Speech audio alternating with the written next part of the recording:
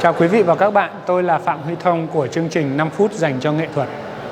Mỗi lần đến xem một cái triển lãm sơn mài đẹp thì lòng tôi lại bồi hồi.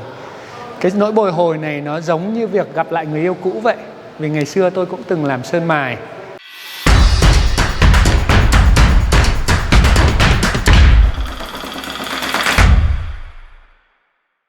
Ngày xưa tôi cũng từng làm sơn mài. Và những cái tác phẩm sơn mài của tôi không phải là không ai biết đến đâu nha. Nhưng mà khi mà tôi đổi đề tài, những cái nội dung trong tranh của tôi nó gắn liền nhiều hơn đến cái chuyển động của xã hội, thì tôi không thể nào chờ 6-7 tháng để mà hoàn thành một bức tranh, sau đó mới biết là cái hiệu quả của nó ra làm sao. Bởi vì sơn mài á, mỗi một lớp màu cần ít nhất là 1 đến 2 ngày khô để mà có thể vẽ thêm các lớp tiếp theo. Chưa kể đến thời gian khảm trứng, khảm chai, đánh bóng. Mỗi bức tranh sơn mài cần phải có ít nhất 10, 20, 30 lớp khác nhau để có được cái hiệu ứng sau cùng hòa quyện vào với nhau. Mỗi lần đi xem cái triển lãm sơn mài như này thì tôi lại càng thấy nể phục công sức, sự bền bỉ mà các họa sĩ sơn mài có được khi làm việc với cái chất liệu truyền thống quý phái nhưng khó tính này. Nếu các bạn để ý thì từ tập trước, format của 5 phút dành cho nghệ thuật có một chút thay đổi, là mỗi tập chúng tôi sẽ cho một đoạn ngắn giải thích về một cái từ chuyên ngành ở trong nghệ thuật. Từ chuyên ngành của tập ngày hôm nay là two-man show. Để hiểu hơn two-man show là gì, các bạn hãy xem đến tận những giây phút cuối cùng của clip nhé. Thì hôm nay tôi đang ở trong một cái two-man show, một sự kết hợp giữa hai nghệ sĩ sơn mài là Ngô Hải Yến và Nguyễn Đức Việt. Hai nghệ sĩ mang đến đây những cái tác phẩm sơn mài khổ rất lớn. Có thể nói là đến cái khổ tối đa mà gỗ công nghiệp có thể cung cấp là khổ 1m2 x 2m4. Triển lãm Abstract của họa sĩ Ngô Hải Yến và Nguyễn Đức Việt trưng bày tại Bảo tàng Mỹ thuật Trung tuần tháng 11 năm 2020. Triển lãm giới thiệu khoảng 30 tác phẩm trừu tượng trên chất liệu sơn mài. Hai họa sĩ có phong cách nghệ thuật khác nhau nhưng có điểm chung là yêu sơn ta và tận tụy với chất liệu rất Việt Nam này. Những tác phẩm của tác giả Nguyễn Đức Việt khai thác thuần túy về abstract, tức là trừu tượng. Và trên các cái bề mặt này thì họa sĩ phô diễn rất nhiều các cái kỹ thuật, những cái kinh nghiệm của mình làm việc với sơn mài. Trong đó chúng ta không chỉ thấy sự đoan quyện giữa các cái lớp lang đâu, mà còn thấy những cái kỹ thuật nhăn, kỹ thuật dán trứng úp ngửa, sử dụng đan xen giữa vàng bạc. Và cái giá trị của tranh Nguyễn Đức Việt thì ở đây tôi thấy rằng là chính là cái việc mà chúng ta nhìn sâu vào cái bề mặt và mỗi ngày chúng ta lại thấy được những cái kỳ diệu trong biến đổi của lớp lang.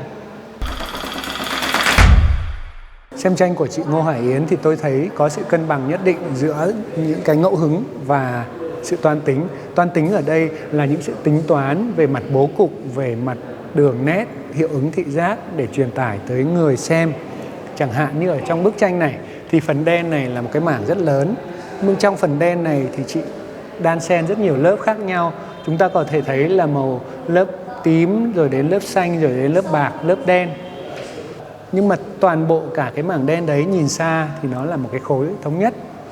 Ở phần nền tôi thấy lúc ban đầu chị cũng làm rất nhiều các cái lớp đan quyện với nhau. Nhưng có thể là sau này khi mà lên hình tác phẩm ấy thì chị thấy là nếu như ở trong này cũng ồn ào, ở ngoài cũng ồn ào thì không có cái nào tôn được cái nào cả. Vậy cho nên là cuối cùng là tôi thấy giải pháp của chị Hải Yến là chị lại phủ lên một lớp đỏ sau cùng ở những cái phần này để tôn lên cái giọng điệu của toàn bộ cái mảng đen. Đó là chính là cái mà tôi gọi là toan tính. Chia sẻ với tôi, chị Ngô Hải Yến có nói rằng rất nhiều tác phẩm của chị được vẽ bắt nguồn từ cái cảm hứng, từ cái ký ức tuổi thơ. Và ký ức tuổi thơ của chị có một cái hình ảnh rất quan trọng là cái căn nhà cổ ở ngoại ô của ông bà chị, nơi có một cái điện thờ thần linh.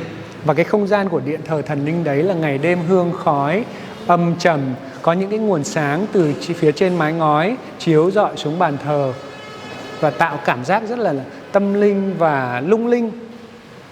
Ở trong tác phẩm này, cái phần nền chị Yến đan xen rất nhiều lớp lang tương phản khác nhau. Sau đó chị dùng một cái kỹ thuật rất quan trọng của sơn mài Việt Nam. Chị toát lên, hay là nôm na là quét lên đấy một cái lớp sau cùng là màu sơn cánh gián. Cái màu sơn cánh gián được hiểu là màu sơn màu nâu. nhưng có độ trong suốt giống như cánh gián vậy. Toàn bộ cái bức tranh này lúc đấy sẽ có màu nâu đậm như này, và sau đó chị dùng giấy giáp mài, và người ta gọi là mài moi. Những phần nào mài nhiều thì lại càng hiện nhiều cái lớp nền ở dưới. Những phần nào mài ít hơn thì cái độ sáng nó không bằng, và những cái phần mà không mài thì trầm lại, ẩn vào phía sau. Và cái kỹ thuật sử dụng cái sơn cánh gián trong suốt màu nâu đấy là một cái phần sức mạnh của sơn mài Việt Nam, đem lại cái không gian luôn luôn trầm ấm, trang nghiêm và sâu thẳm. Kết thúc clip của ngày hôm nay, trước khi vào phần từ vựng, tôi xin phân tích một chút về tác phẩm Trừu tượng của chị Ngô Hải Yến. Ở trong tác phẩm này thì chúng ta có thể thấy những cái đường chuyển động, những cái đường cong này, nó tạo cho tôi nhớ về những cái chuyển động của những cái sinh vật, hay là cụ thể hơn là tôi tưởng tượng đến một cái bể cá koi. Trong đó những cái đường cong này không chỉ là những con cá đâu, mà là những cái đường chuyển động của những cái con cá trong bể đấy. Và một cái phần quan trọng trong tác phẩm này là cái phần hình tròn này. Bởi vì nếu như toàn bộ bức tranh chỉ có những cái chuyển động không ấy, thì mắt người xem sẽ không có điểm dừng, và cái cảm giác sẽ rất là bối rối. Nhưng cái điểm quan trọng ở trong cái bức tranh này là cái phần khu vực màu cam này. Nó cho mắt mình dừng lại, nó cho tâm trí mình có điểm bám víu lấy, để bắt đầu lại từ đó mà cảm nhận cái tác phẩm.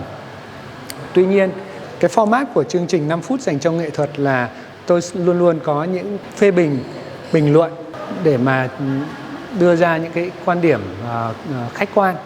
Ở đây tôi thấy hình như cái màu cam này của cái vật thể này nó chưa ổn. Cái màu cam này nó mang sắc rực ấm quá, và vì cái sự xuất hiện quan trọng của nó làm cho tất cả những cái ánh xanh ở đây nó bị lạnh đi theo cái mức không tốt.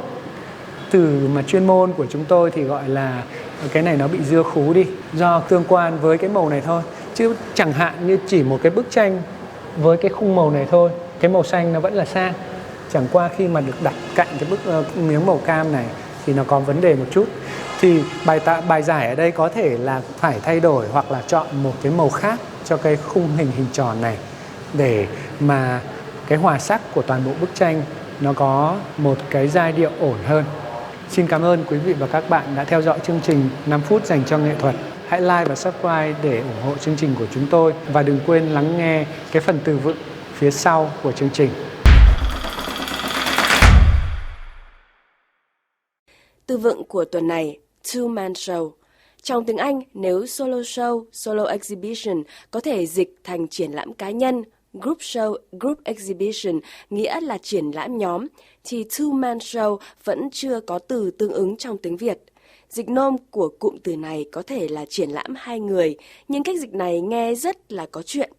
Người Tây Âu tạo ra cụm từ two-man show không phải không có lý do. Khi nhìn vào hồ sơ công việc của một họa sĩ, dân chuyên môn thường chỉ chú ý tới các triển lãm cá nhân, solo show, hoặc các triển lãm nhóm nhưng được tổ chức bởi các bảo tàng, museum curated show. Các hoạt động triển lãm nhóm khác thường không được đánh giá. Các triển lãm cá nhân thường tốn nhiều năng lượng, có một chủ đề tổng thể, thể hiện sự tiến triển sự nghiệp của họa sĩ nên thường được coi là những dấu mốc. Tuy nhiên, kém hơn triển lãm cá nhân một chút, triển lãm chung sức của chỉ hai nghệ sĩ cũng phần nào phản ánh nỗ lực của mỗi người. Two-man show có đủ tầm quan trọng để giữ riêng nó một cụm từ.